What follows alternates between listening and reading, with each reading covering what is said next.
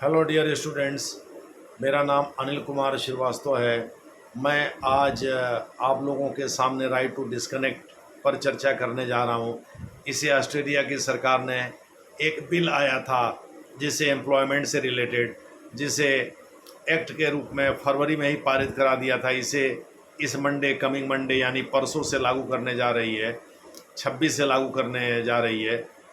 और इसके पहले बेल्जियम, फ्रांस जैसे तमाम यूरोपीय देशों ने इसे लागू कर दिया था।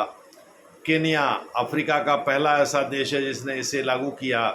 मोटे तौर पर हम ये कह सकते हैं कि पश्चिमी देशों में राइट टू डिस्कनेक्ट को भी फंडामेंटल राइट का हिस्सा माना जाता है, जैसे राइट टू कनेक्ट को माना जाता है। और इसका सीधा सा मतलब होता है संचार विच्छेद, यानी वर्किंग आवर के बाद कोई भी ऑस बॉस कोई भी हो, अगर वो कोई ईमेल भेजता है तो उस या कोई मैसेज भेजता है व्हाट्सएप पर या ऐसे नॉर्मल टेक्स्ट मैसेज, तो उस पर जवाब देने की ज़रूरत एम्प्लॉई को नहीं है, या जो उसके अंदर में काम करने वाले लोग हैं, चाहे वो अधिकारी हो या कर्मचारी हो, उनको जवाब देने की ज़रूरत नहीं है। ये बिल पारित कराया है ऑस्ट्रेलिया की पार्लियामेंट ने, जो सरकारी और प्राइवेट दोनों सेक्टर्स पर समान रूप से लागू होता है। दूसरे शब्दों में कोई भी इसका वायलेशन नहीं कर सकता। फ्रांस और बेल्जियम जैसे यूरोपीय देश पहले ही इसको लागू कर चुके हैं। फ्रांस ने 2016-17 में लागू कर दिया था। 2001 से वो कोशिश कर रहा था, 2016-17 में आकर के उसे लागू कर ही दिया। इस प्रकार से बेल्जियम ने भी लागू किया। केन्या अफ्रीका का पहला ऐसा देश है जिसने इसे लागू किया। इस प्रकार से कई देशों ने इसे लागू कर दिया। अमेरिका ने इसे लागू नहीं किया, गलतफहमी मत रहिएगा। तो इस प्रकार से यूरोप के ही अधिकांश देशों ने इसको किया है, और अफ्रीका में केन्या ने किया है। केन्या के बाद अब कितने लोग उस पर अब अमल करते हैं, ये देखने वाली बात होगी। बहरहाल आपको हम ये बताते चलें कि जो राइट टू डिस्कनेक्ट है, उससे रिलेटेड राइट टू इन्फॉर्मेशन और right to none of the above, यानी हाँ और ना दोनों कहने का अधिकार जो है, ये सुप्रीम कोर्ट ने PUCL के एक पिटीशन पर या दो पिटीशन पर अलग अलग समय पर ये फैसले दिए थे। जैसे 1997 में PUCL का एक केस आया था, PUCL बनाम यूनियन ऑफ इंडिया, बनाम करके यानी वर्सेस यूनियन ऑफ इंडिया। इसे 1997 में राइट टू इन्फॉर्मेशन एक्ट दिया। बाद में 2003-4 में श्रीमती अरुणा राय, जो कि रिटायर्ड IAS अधिकारी रही हैं, उन्होंने NC national campaign for people's right to information एक मूवमेंट चलाया। वो MKSS मजदूर किसान शक्ति संगठन राजस्थान के अलवर ज़िले से भी जुड़ी रही हैं। तो उनके इस कैंपेन के बाद ही डॉक्टर मनमोहन सिंह की सरकार ने, चूँकि वो नेशनल एडवाइजरी काउंसिल की मेंबरान भी थी, वर्ष 2004 में उन्होंने सोनिया गांधी की अध्यक्षता में गठित नेशनल एडवाइजरी काउंसिल की सदस्यता ग्रहण की थी, और 2005 में ये एक्ट पारित हुआ था।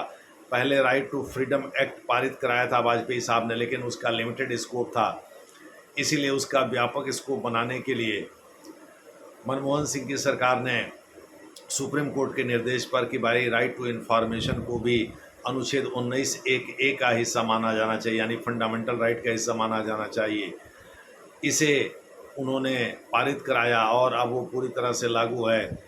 फिर वर्ष 2013-14 में जब पी सदाशिवम सुप्रीम कोर्ट के चीफ जस्टिस थे, तो उस समय राइट टू नोटा यानी नन ऑफ दी अबव का एक ऑप्शन इलेक्शन कमीशन को EVM इलेक्ट्रॉनिक वोटिंग मशीन में डालने का निर्देश दिया था सुप्रीम कोर्ट ने, जिसके निर्देश के बाद इलेक्ट्रॉनिक वोटिंग मशीन में एक option none of the above का भी दिया गया था। आप लोगों को पता होगा कि पिछली बार जब कमलनाथ वर्ष 2018 में सत्ता में आए थे कांग्रेस के मुख्यमंत्री के रूप में, और शिवराज सिंह चौहान हार गए थे, तो उस समय नोटा को जितने वोट मिले थे उससे कम वोट से पूरे राज्य में जो वोट मिले थे शिवराज सिंह चौहान की पार्टी यानी BJP को, वो उससे पराजय उनका हो गया था, यानी बहुमत से कुछ ही पीछे रह गए थे वो।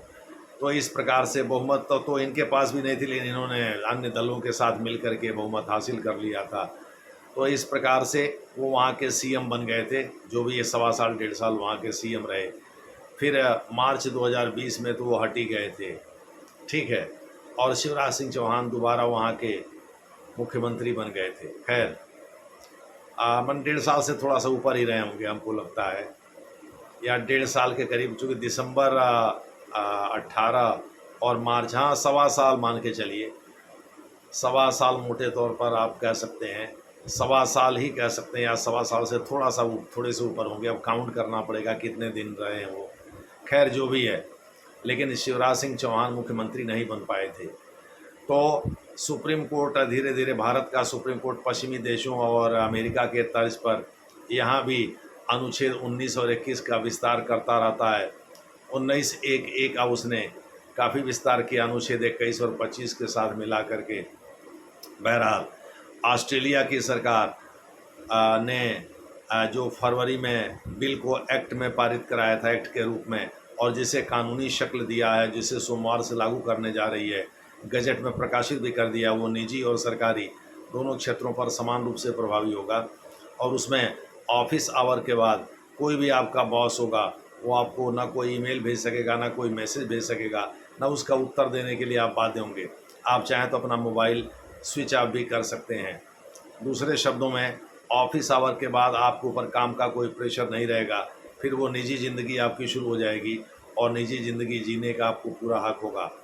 ऑस्ट्रेलिया की सरकार ने कल इस व्यवस्था की घोषणा की थी।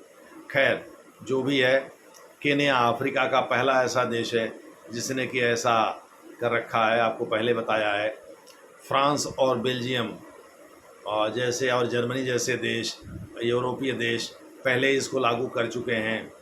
तो यूरोपीय देशों ने ही सर्वाधिक, यूरोपीय संघ के देशों ने ही सर्वाधिक इसे लागू किया है, सर्वाधिक संख्या में इसे लागू किया है।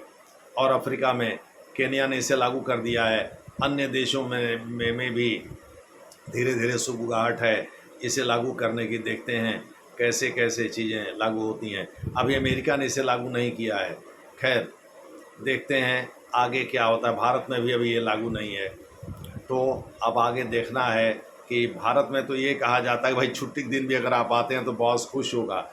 यही चीज़ अमेरिका में भी कही जाती है। इसीलिए वर्ल्ड ट्रेड सेंटर पर सुबह के 9:30 बजे करीब आक्रमण हुआ, और उस समय भी वहाँ करीब 4000 एम्प्लॉय काम कर रहे थे। सब के सब काल के गाल में समा गए थे। वर्ष 2001 सितंबर की घटना है, जिसे 9/11 के नाम से जानते हैं। जॉर्ज डब्ल्यू बुश उस समय वहाँ के प्रेसिडेंट थे रिपब्लिकन पार्टी के। खैर, तो मोटे तौर पर ऑस्ट्रेलिया ने इसे लागू कर दिया है।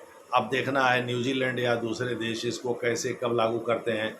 ये भी ओशियानिया में आते हैं। कॉन्टिनेंटल आइलैंड के रूप में ऑस्ट्रेलिया भी जाना जाता है। देखना है दूसरे देश इसको कैसे फॉलो करते हैं उस इलाके के।